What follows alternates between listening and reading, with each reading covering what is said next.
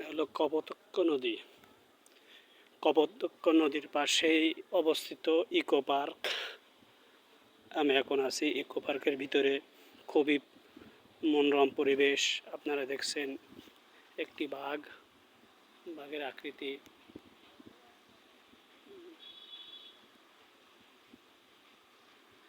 এটা হলো সাতক্ষীরা জেলার পাটকেলঘাটা থানার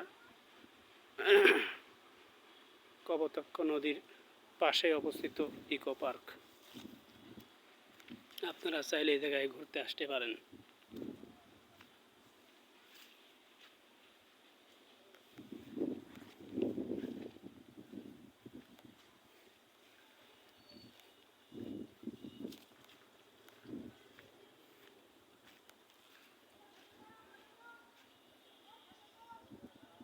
এই যে নদী দেখতেছেন।